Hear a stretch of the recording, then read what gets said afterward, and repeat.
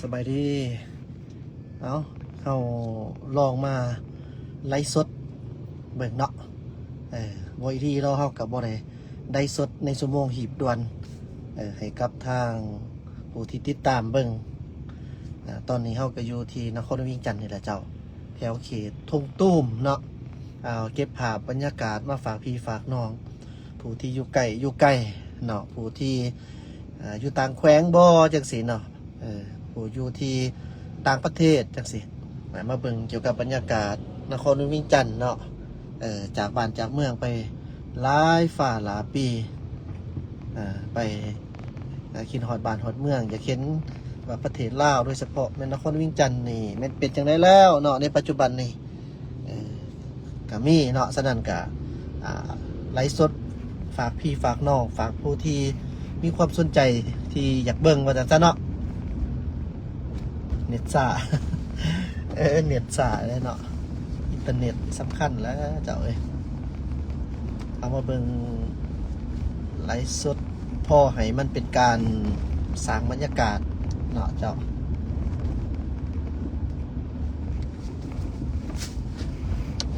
เฮาบ่ไปทางถนนในตัวเมืองเนาะเจ้า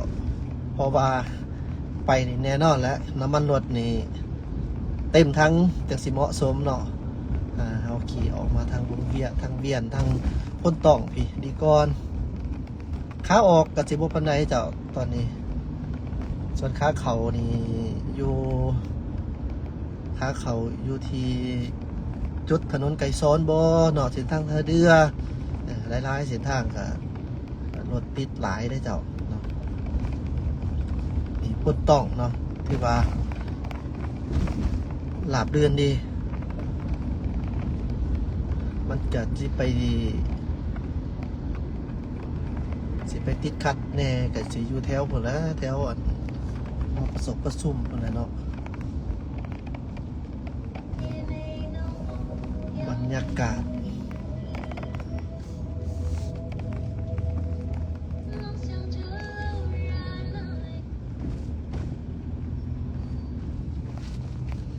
ฟังข่าวไปนำเมืองเนาะ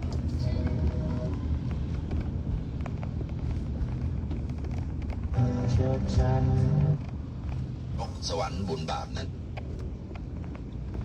ในการกุมข่าวเอาเป็นว่าตอนนี้ให้พนักงานพักผ่อนเปลี่ยนบรรยากาศกับเสียงเพลงมวลๆจากทางรายการไปที่กับคำว่าองค์ลงกับคำลาในจึงจะสร้างแหละสวยใสจะละโอกาสได้ฉะนั้นแล้วประธานไก่โซเราจึงมีความตัดสินใจสูงตลาดพ้นต้องสวัสดิ์ลุกฮือขึ้นอย่างว่องไวญาติเอาอำนาจการปกครองมามือประชาชนแล้วกำหนดตลาดบาท9 เดือนอย่างเท็จเหมาะเสื่อมขยายได้กำลังแห่งสันรวมของชาติในจุดเวลาที่สภาพการสุกงอมสร้างที่กดนีบศัตรูเฮ็ดให้สงครามสิ้นสุดลงอย่างไววาโดยปราศจากสงครามนองเลือดทั้งหมดนั้นทางผู้ฟังเวียนมากผลรวมยอดเพียงแนวคิดที่นำตอนนี้ BRT เฮากับคือทอนออกหลายเด้อเนาะเส้นทางกัน BRT คือทอนออกส่วนว่าหลายคนถามว่าสถานี BRT ได้เอาออกบ่ได้เอาออกเด้อเจ้าตามแหล่งข่าวเพิ่นระบุว่าบ่ได้เอาออกเนาะป้าไว้คือเก่าโอ้คันหมางออกนี่ทิ่มงบประมาณไปบ่แม่นน้อยเด้มีแต่เอาขอบกันทางหันออกส่วนสถานีเพิ่นกับป้าไว้คือเก่าเป็นผู้นำที่คงแหลมเป็นนักเศรษฐศาสตร์ประมาณนั้นแหละเมื่อวานนี้เฮาก็เอาให้อัปเดตให้เบิ่งเนาะฮอดแถวเพิ่นเอาออกเป็นฮอดแถวลักหาเนาะแถวหอมสุนแห่งชาติตอนนี้สิบ่ไกลแล้วบ่ตอนเดี๋ยวเฮาไปเฮาก็สิได้เห็นตอนนี้ก็ได้อุทิศตนเพื่อบริษัทเล็กๆน้อยๆเพื่อการปฏิบัติถึงขั้นสุดท้ายแห่งชีวิตเป็นผู้นำหน้านำพาการปฏิบัติลาวไปถึงชัยชนะอย่างสมบูรณ์ไขสังกัดใหม่ให้ประเทศชาติและประชาชนบรรดาเผ่าก้าวเดินไปตามเส้นทางที่รุ่งเรืองศรีวิไลและมีความผาสุกที่ท่านได้ฟังผ่านไปแล้วนั่นเราก็แมนบทบาทของประธานไกรสอนภูมิหารในการแสงแดดเติมคักแท้ว่าเนาะแสงแดดเนี่ยต่อหน้าต่อตาเลยเนาะแสงแดดเนี่ยก็ดีเพื่อเป็นการระลึกถึงคุณงามความดีของประธานไกรสอนภูมิหารที่มีต่อประเทศชาติ เดี๋ยวเขาจะไปอัปเดตให้เบิ่งเด้อเจ้าว่าเพิ่น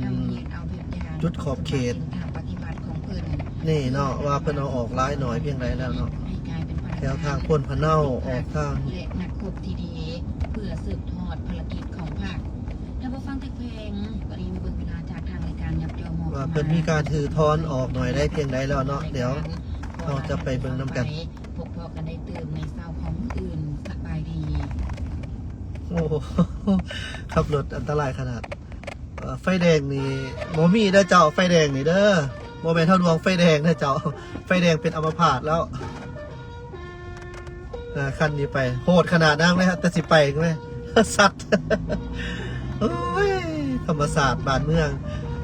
ขับรถเป็นยังไงเป็นยังสัตว์เนาะ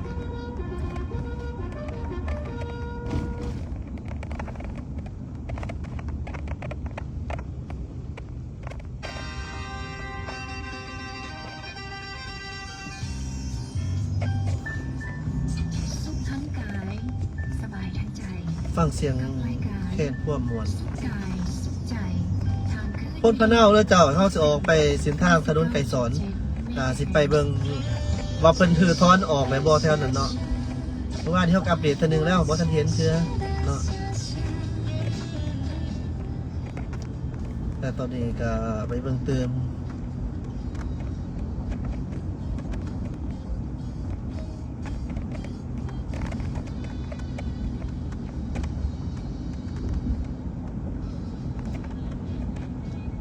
แสงแดดโอ้เสื่อมตาเลยพ่นพะเนาเนาะออกพ่นพะเนาพ่นพะเนามากก็สิมาเป็นบอลสามแย่พ่นพะเนาแยกไปเบื้องหนึงก็เป็นออกพ่นเข่งอะนะเจ้าเบื้องหนึงก็จะออกไปทางราคานะแต่ว่าเป็นถนนไก่สอนแล้วเส้นทางจุดถนนไก่สอนมันเป็นแล้ว BRT เบิดเด้เนาะเพิ่นสิฮือทอนออกเบิดนะฮือทอนนี่ออกเบิดนี่หมายความว่าเฉพาะแต่แล้วกั้นเด้อเจ้าเด้อบ่แม่นคือสถานีไหนหลายคนก็ยังบ่ทันเข้าใจว่าสถานีก็สิคือจังซี่บ่แม่นเนาะเจ้าเพิ่นคือแต่เฉพาะแล้วกั้นทาง BRT บ่ให้รถอื่นเข้าอะนะความหมายนะ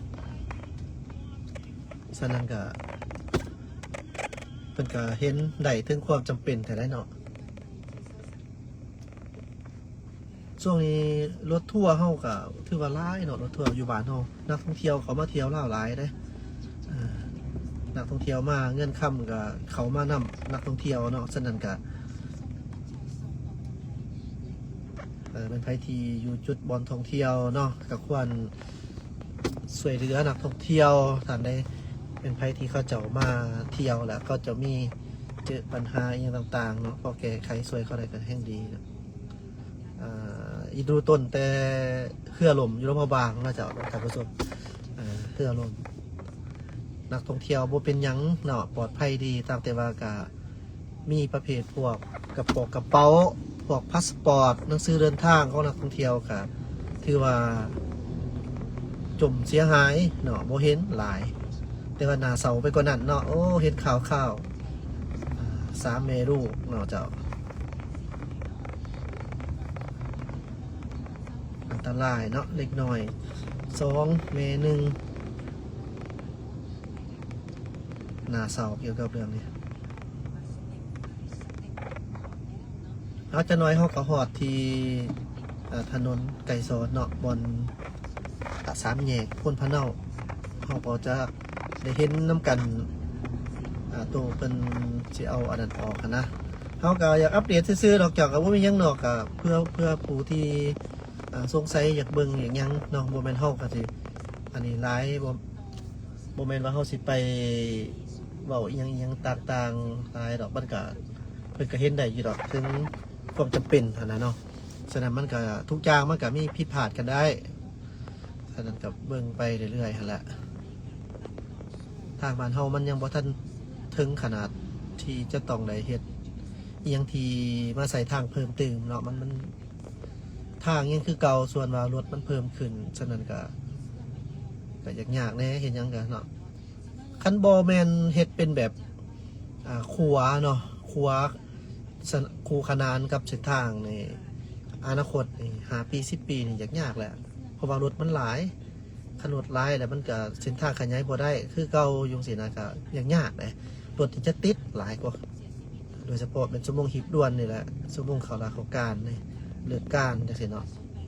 คันสมมุติว่าเฮ็ดเส้นทางเป็นคัวเนาะคัวลอยฟ้าหรือว่าเพิ่นเอิ้นว่าสะพานลอยบ้านเพิ่นหั่นนะ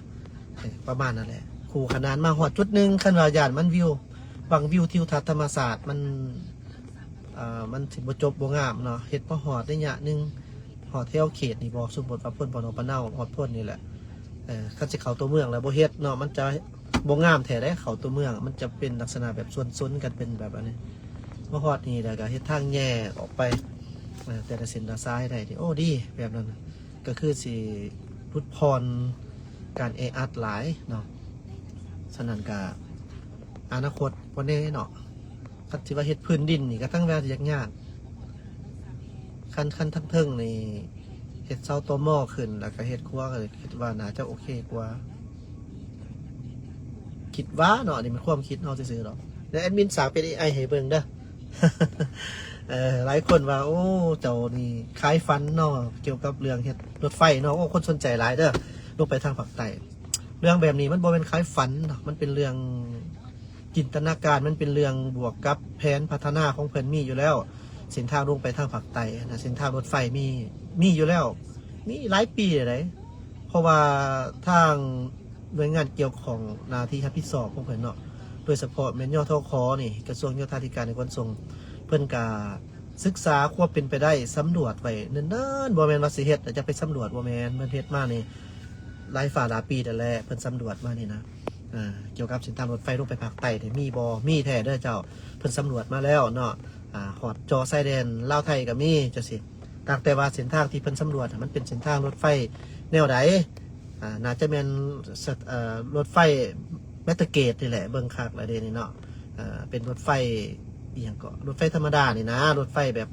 ขนาดล่างเม็ดนึงเข้ามาแมตเตอร์เกตเนาะสนั่นกันก็สิประมาณนี้เฮานี่เลยแปลว่าคันสมมุติว่าสิสร้างทั้งที่คันเขามาลงทุนนี่จิตใจเฮานี่ห่วยฟาดไฮสปีดเรลเวย์แล้วเนาะเป็นไฮสปีดเลยกระเทินได้เฮ็ดคูเมอร์นี่คันเอาไปใส่ตัวซ่าคือเก่านี่ก็มันจักเสียเวลานะเจ้าในการเดินทางขนส่งกระสาบ่ทันแล้วคูเมอร์นี่ต้องเลยแปลว่าไวเลยเนาะคันสิว่าเฮ็ดเส้นทางรถไฟมันก็ต้องรถไฟความไวสูงถ้าว่าเอาให้ก็อยากเฮ็ดเดี๋ยวเงินเลยมันก็หลายรูปแบบเงินเนาะเจ้ามันก็หลายรูปแบบเฮาบ่มีเงินมันก็มีทางอื่นจังซี่นะความคิดเฮาซื่อๆหรอกฉะนั้นมันบ่แม่นเป็นการเพ้อฝันเนาะอันนี้มันก็คือความหวังหลายคนว่าเฮาตื่นเนาะเลิกฝันได้แล้วคนเฮาประเทศที่เพิ่นพัฒนาประเทศที่เจริญย้อนว่าผู้คนนี่เขาเจ้ามีความทะเยอทะยานเด้อเจ้าแล้วเขาก็เฮ็ดไปตามฝันคอยเป็นคอยไปเนาะคันเฮาสิมาคอยเว้ากันว่ามีแต่ฝันละล่าตื่นจังซี่นี่ปานใดเฮาจะมีความคิดที่จะเป็นการลักษณะแบบคือกันกับบ้านเขาเนาะคิดว่าถึงเฮาเฮ็ดบ่ได้อย่างน้อยมันก็ให้ข้อมูลให้ความคิดให้ดีๆมันก็สิมีคนรุ่นใหม่เกิดขึ้นมาสมมุติว่าจังซี่ตอนนี้เฮามาบอกรายใหญ่ห่างเนาะมาเบิ่งว่าแล้วBRTเพิ่นเอาออกแล้วบ่จุดนี่โอ้ยยังเด้อเจ้าเด้อเมื่อวานนี้เฮาก็เฮ็ดอยู่เนาะเพราะว่าเพิ่นเอาออกเป็นบางจุดเนาะเจ้าแล้วBRTจุดของเขตแต่ว่าเฮาก็เห็นได้นี่เพิ่นกำลังเฮ็ดอยู่เด้อนี่นะมีรถมาแล้วนี่นะรถจกรถอีหยังก็เพิ่นคอยแกะเกิบออกนะแกะเทิบออกเลยนะเฮ็ดเนาะบึดเดียวได้เอาออกนี่เจ้าท่านผู้ชมเนาะเพิ่นเอาออกนี่บึดเดียวเด้อบ่ได้คือกันกับตอนว่างเด้บอกง่ายๆการสร้างนี่มันซ่าการทำลายนี่มันไวเอาจังซี่ซะก็สิแบบเดียวกันนี่แหละนี่เพิ่นเอารถจกมาคอยแกะออกเนาะจากท่านผู้ชมนี่เป็นแบบนี้บางอันนี่ก็แตกเนาะคันแตกนี่ก็บ่ได้ใช้งานแล้วคันสมมุติว่าตัวใดบ่ได้แตกนี่นะตัวใดบ่แตกนี่เฮาก็ยังเอาไปเฮ็ดอันอื่นได้นี่แม่นบ่ครับโอ้บ่แม่นน้อยเนาะเสียดายดิเสียดายก็จะเป็นแล้วเนาะเขตนี้ยังเถื่อเด้อเจ้าเขตนี้ยังเถื่อเด้อจะมีอีกเขตหนึ่งเพิ่นเฮ็ดเป็นช่วงไปแล้วนี่นะจะมีอีกเขตหนึ่งที่เพิ่นเอาออกขาออกราบรื่นเนาะมื้อนี้ถือว่าปวดโป่งดีเจ้าขาเขาก็คือว่าเรียบง่ายแน่ เพิ่นก็ปล่อยให้รถเขาแล้ว BRT แบบนี้คันเพิ่นเอาแล้วนี่ออกได้นี่ก็ถือว่ามันก็มีทางก็กว้างขึ้นหลายคนก็สิเขาไปใส่ไปร่วมนำเนาะร่วมนำตัว BRT แล้วก็มีบางคนบ่แม่นบางนะหลายคนนะถามนะว่าเอาคันว่าเอาออกสิแล้วนี่มันสิเป็นรถเมล์ด่วนได้บ่เนาะเป็น BRT ได้บ่อันนี้ก็บ่ทราบสิตอบเด้อเจ้าคันตามหลักการมันก็บ่ได้หั่นแหละรถ BRT ยังสิมีรถคันอื่นเขาร่วมนำเนาะตามหลักการแท้มันบ่ได้ว่าเป็นรถเมล์ด่วนหรือว่า BRT มันต้องแบบว่าเฉพาะแต่ BRT แต่ว่าคันเอาออกจังซี่แล้วนี่ก็บ่ฮู้ว่าสิเอิ้นจังได๋ละเนาะ แต่ว่าสถานีนี่เพิ่นบ่ได้เอาออกหรอกเนาะโอ้ลงทุนบอกมหาศาลสิเอาออกทิ่มดารานี่บ่แม่นที่บ่เนาะเจ้าท่านผู้ชมเด้แต่จะมาประมาณนี้ยังคือเก่าเนาะนี่สถานีฝึกอบรมการเมือง เพิ่นว่าซั่นนี้เนาะบ่อนนี้เอาออกเด้อเจ้าท่านผู้ชมบ่อนนี้เอาออกเนาะเขตนี้ไปแล้วมันเอาออกแล้วเพิ่นเอาออกแล้วเพิ่นก็สิถมซิมั่งใส่เนาะถมปูนบอกหรือว่าถมอันน่ะเป็นยางแบบนี้แหละใส่ขึ้นเนาะเอ็นมินจะบ่เข้าไปแล้วเพราะว่าเฮามีแผนจะเลี้ยวไปทางเบื้องขวามือแสดงว่าแอปเบื้องขวามือไว้เนาะเจ้าก็จะประมาณนี้ละเจ้าเนาะมาอัปเดตให้เบิ่งบ่ดีหรอกกับบ่ไลฟ์สดบ่ค่อยมีคนเบิ่งดอก2นี่เป็น2ใหม่แน่เนาะเจ้าแต่ว่าคนติดตามก็ไว้อยู่ได้ฝากเจ้าฝากให้ที่จะเดินทางเด้อเจ้าช่วงนี้เพิ่นคือเทิบเงิบออกก็ค่อยไปค่อยมาเด้อจะว่าสิไปตกบนคลองที่เพิ่นหือออกเลยโอ้ยจังได๋คืออุบัติเหตุนี่แหละโดยเฉพาะเป็นรถจักรนี่แหละเนาะเพราะว่าบางคนนี่ก็บีบโทรศัพท์แล้วก็ขี่รถนำอยู่ก็มีเด้มันจากเสียงหน่อยนึงแล้วเวลาตีนรถเฮาไปเข้าคลองมันเฮ็ดให้เจือกเนาะกันรถจักรรถใหญ่นี่สิไข่แน่หน่อยนึงติดแล้วบัดนี้แถวนี้บอนไก่สิหอนฮอบประสุมแห่งชาติบอกว่ามันจะมีไฟแดงอยู่หันมี4แยกหนึ่งไปน้องเนียงแยกหนึ่งก็ออกไปทางจอมมานี่เนาะออกไปทางสถานีพุ่นละโทรภาพวิทยุออกไปพุ่นตองออกไปห้องหมอหา10เตียงไปเบิกสายมือคันหอดไฟแดงนะโอ้โหวันเน็ตนี่ไวด้วยซะเนาะ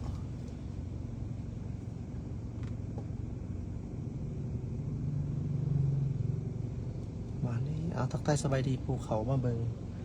ต่างวันหนึ่งถาดในตอนนี้ บ่เป็นหยังเนาะจากบ่เป็นหยังเฮาก็แค่อยากให้เฮ็ดไปเทื่อเล็กน้อยเพื่อให้ท่านผู้ชมรู้ว่าเฮาก็มีหลายช่องทางเนาะช่องทางหลักแท้ๆก็แม่นพุ่นแล้ว YouTube พุ่นเด้อเจ้ากินเอา Channel ฝากติดตามเนาะ YouTube แน่ทางการแท้ๆเป็น YouTube ไปแหละกับนี่เนาะเจ้าสองอินลาวแน่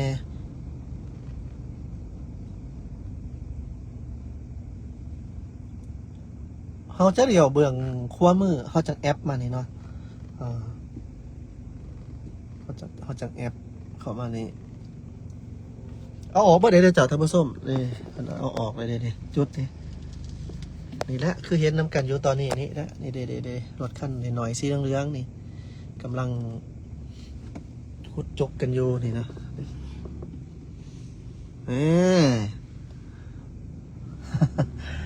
เอาออกทางเอาออกทางยังบ่ละเนาะ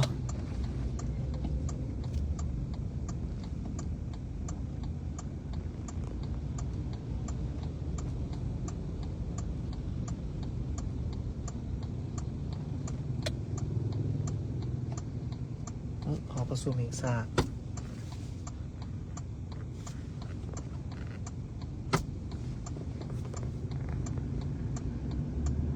โอเคก็ขออนุญาตเด้อเจ้าก็สิมีแต่เท่านั้นแหละเนาะในการที่อัปเดตให้เบิ่งบ่ได้ไปทางซื้อนี่เพิ่นก็เป็นแล้ว BRT เบิดหั่นแหละจนฮอดพุ่นวิวบอกวิวมอออกดงโดกพุ่นแล้ว BRT นี่แม่นเอาออกหมดเนาะเพิ่นบ่จงไว้ได้เฉพาะตัวหัวกั้นนะย้ำอีกเทื่อนึงเนาะเพิ่นเอาออกนี่เฉพาะแต่หัวกั้นบ่แม่นว่าเอาสถานีรถเมล์ด่วนออกหรือว่าสถานี BRT ออกบ่แม่นเด้อเจ้าเพิ่นเอาแค่หัวกั้นออกเนาะนี่เขาจะมาจอดตันทางเฮาบอนอันนั้นนะบอนที่ว่าเพิ่นบ่ให้นี่นะเพิ่นกันไว้เพื่อบ่ให้ผู้อื่นออกมาแล้วนี่ มาแล้วทางไปทางมันเนาะแต่ว่าชั่วโมงหีบด่วนเท่ากับยังเห็นอยู่ว่ามีผู้คนบางกลุ่มก็มาเอาเส้นทางอีกเบื้องหนึ่งสินะมันก็อันตรายนิดนึงเนาะเจ้ามันเสี่ยงต่อการเกิดอุบัติเหตุนั่นแหละสมมติว่าผู้เลี้ยวออกมาในผู้โค้งมันฮัดบูวิดในสินะมันก็โอ้อันตรายได้เจ้าอันตรายได้ฝากเงียนจุดขอบเขตนี่ก็แม่นมีโรงเรียนเด้อเจ้ามันจะมาติดอีกน้อยนึงอยู่นี่นะบ่น้อยแล้วกระโดนเติบอยู่มีโรงเรียนติดกับทางบอลแยกเลยนะเนาะนี่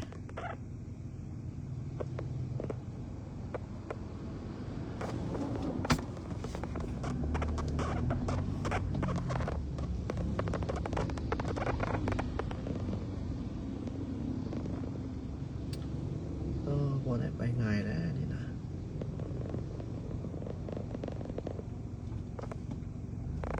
เพราะว่ามันมีสิเอิญว่า3แยกหรือ2แยกพวกแหละแต่สิว่าสิเอิญกันไปอยู่นี่เพราะว่าเส้นทางเบื้องขวามือนี่มันตันเนาะตันมีเฮือนคนมีหยังแต่ว่าเป็นโรงเรียนต่อหน้านี่เลยเนาะฉะนั้นแยกก็มีแต่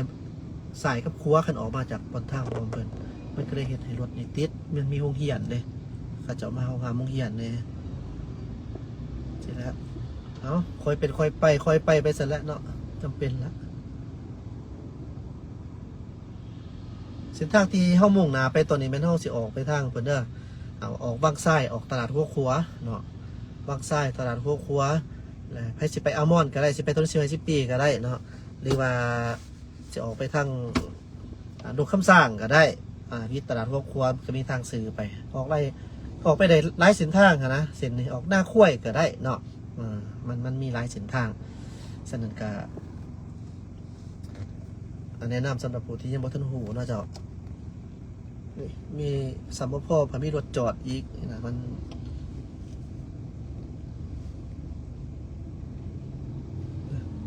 ไม่ตายตัวมีหอมอยู่นี่หอมออกมานี่นี่เป็นทุ่งเทียนเนาะหวยติดเทจังไหนคะแนนมันแหละเนาะรถจอดได้อีก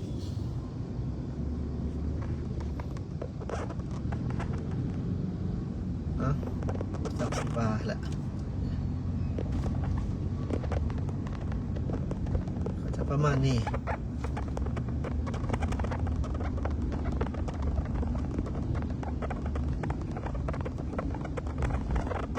ผิดแล้วเน่าเหยียบแล้วผิดแล้วตอนนี้เขาก็จะขึ้นครัวน้องเงียงแล้วทางด่วนเก่าเพิ่นนะบ่นี่นะครัวน้องเนียงนี่นะเจ้านี่ครัวน้องเนียงนี่แล้วทางเก่าเพิ่นจะทางด่วนมิดซีดีทางด่วนเนาะมิดซีดีเพิ่นมีอีหยังเกิดขึ้น ทางด่วนเวียงจันทร์ไม้เด็กหนึ่ง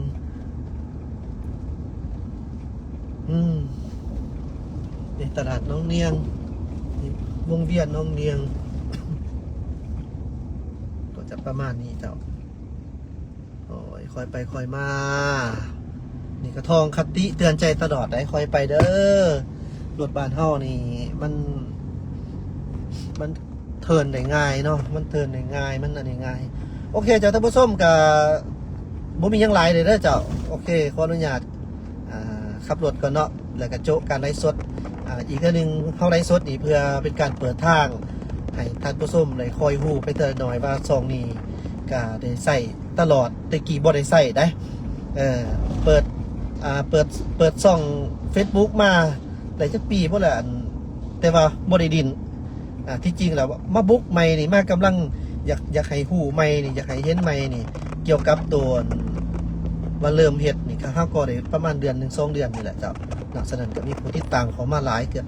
ตอนนี้ 30,000 ปลายเนาะเจ้าท่านผู้ชมก็สิให้ฮู้ข่าวอัปเดตให้เบิ่งช่องนี้นำได้หลายขึ้นเติมเนาะเกี่ยวกับต่างๆอีกอย่างต่างๆหาว่าซั่นซะขอขอบใจที่ติดตามรับชมและท่านผู้ชมก็จะได้เห็นเนาะเกี่ยวกับเรื่องอย่างทุกหลายอย่างที่เกิดขึ้นในบ้านเฮาเนาะการสร้างสรรค์พัฒนาบ่หรือว่า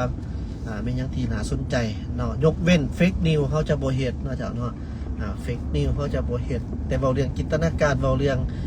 การพัฒนาเรื่องข่าวที่มันมีความจริงเขาก็จะให้ท่านผู้ชมครับขอบคุณครับ ใจติดตามชมสบายดีเจ้าสบายดี